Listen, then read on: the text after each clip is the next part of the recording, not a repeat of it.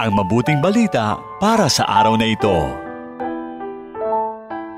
Mapagpalang araw ng Huwebes sa unang linggo ng Kwaresma. Ako ay Sister Lines ng Daughters of St. Paul. Dakilain natin ang Diyos sa pagpahiram sa atin ng bagong araw at buhay at sa pag-asang itinanim niya sa ating puso. Muli, ihabilin natin sa Diyos ang mga gawain natin sa buong maghapon at hilinging pangunahan tayo sa pagtupad ng ating mga tungkulin at sa mga gagawin nating pagdedesisyon. Gaano ba kalaki ang pananalig mo sa Diyos? Naniniwala ka ba na tutugunin ng Diyos ang iyong panalangin? Bago po natin ito sagutin, pakinggan muna natin ang mabuting balita sa araw na ito na nag-aanyaya sa ating humingi, maghanap at kumatok at bubuksan ang pinto para sa atin. Hango ito sa Ebanghelyo ni San Mateo, Kabanata 7, Talata 7 hanggang 12.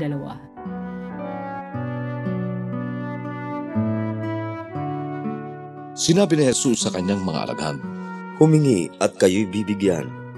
Maghanap at matatagpuan ninyo. Kumatok at bubuksan ang pinto para sa inyo. Talagang ang tumatanggap ang humihingi. Nakakakita ang naghahanap at pagbubuksan ang kumakatok. Sino sa inyo ang magbibigay ng bato sa kanyang anak kung tinapay ang hinihingi nito? Sino ang magbibigay ng ahas kung isda ang hinihingi nito? Kahit masama kayo, marunong kayong magbigay ng mabuting bagay sa inyong mga anak. Gaano pa kaya ang inyong amang nasa langit? Magbibigay siya ng mabubuting bagay sa mga humihingi sa kanya.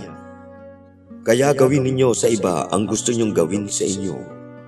Ito ang nasa batas at mga propeta."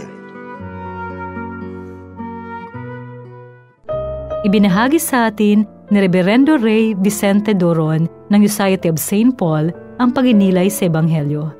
Marami tayong hinihiling sa buhay. Gusto ko magkaroon ng magandang trabaho na may mataas na sweldo. Gusto ko magkaroon ng mga latest na gadgets. Gusto ko maging malusog. Gusto ko maging masaya ang pamilya ko at marami pang iba. Marami tayong gustong makamit sa buhay. Pero minsan, hindi talaga natutupad o nakukuha ang dasal natin. Kaya minsan, napapatanong tayo, bakit hindi pinakinggan ng Diyos ang aking dasal? Nakikinig ba siya sa mga hinaing ko sa buhay? Sa Ebanghelyo, maliwanag pa sa sinag ng araw ang sinabi ni Jesus. "Humingi at kayo'y bibigyan. Maghanap at matatagpuan ninyo.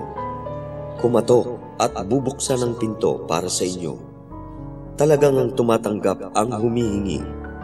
Nakakakita ang naghahanap at pagbubuksan ang kumakatok." Nagpapakita ng kababaang loob ang taong humihingi sa Diyos.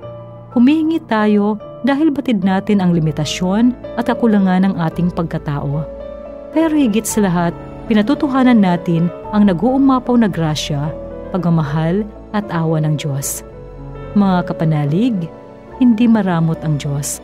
Tulad ng mga magulang, mapagbigay ang Diyos sa kanyang mga anak. Ibinibigay niya sa atin ang ating dasal, hindi sa paraan na alam natin, kundi sa kanyang dakilang paraan. Alam niya kung ano ang nararapat at makabubuti para sa atin. Hindi isang genie ang Diyos na tutuparin ang lahat ng ating kahilingan. Hindi man niya tuparin ang mga dasal natin, maging kontento nawa tayo sa kung anuman ang ibibigay niya sa atin. Dahil isang dakilang grasya ang pagiging kontento. Isa na namang pagpapahayag ng mabuting balita ang inyong napakinggan para sa araw na ito. Makiisa sa aming misyon. Maging tagapagpahayag din ng mabuting balita sa pamamagitan ng pag-like, pag-share o pag-tag ng videong ito. At kung meron kayong mga prayer intentions, reactions o comments sa videong ito, i-message lamang kami sa Paulines Radio PH. At sa mga kababayan nating OFWs, sa mga may sakit, at sa lahat ng sumusubaybay ng programang ito na humihingi sa amin ng panalangin. Asahan po ninyong ipinagdarasal namin sa Diyos ang inyong mga kahilingan. Muli, maraming salamat. Ako ay Sister Lines ng Daughters of St. Paul na nag-iiwan sa inyo ng mga katagang, walang kasalanang hindi kayang patawarin ng Diyos kung lubos natin itong pagsisisihan at hihingi ng tawad.